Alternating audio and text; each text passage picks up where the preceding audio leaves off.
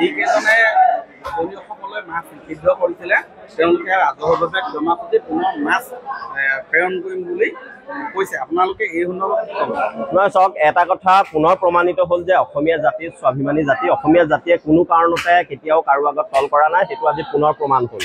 আৰু এটা কথা চাওক, আমি আমাৰ যুঁজখন আচলতে খিলঞ্জীয়া আৰু অখিলঞ্জীয়াক লৈ আছিল। আমাৰ যুঁজখন কোনো মাছ ব্যৱসায়ী বা অৰ্থনৈতিক অৱৰোধৰ কাৰণে কৰা সংগ্ৰাম নাছিলে।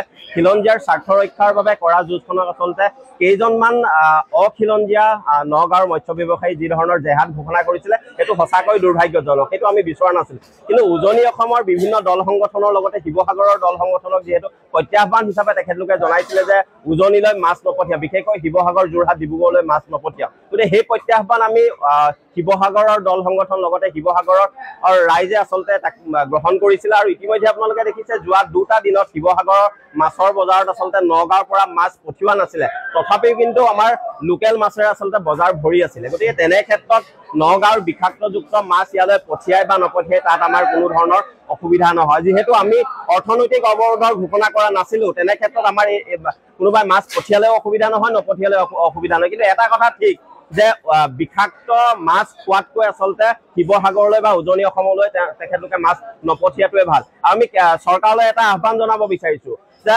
মীন বিভাগৰ সকলো নীতি নিৰ্দেশনাক জলাঞ্জলি দি একাংশ মৎস্য ব্যৱসায়ীয়ে কি ধৰণে আচলতে এই মাছৰ নামত আচলতে উজনিৰ শিৱসাগৰৰ লগতে উজনিৰ বিভিন্ন ৰাইজক আচলতে বৰ বিষ খুৱাইছে, তাৰ ওপৰত এক তদন্ত হ'ব লাগে। আৰু যিসকল মানুহ এনেধৰণৰ কাম কাজৰ লগত জড়িত তেখেতলোকৰ ওপৰত কঠোৰৰ পৰা কঠোৰ ব্যৱস্থা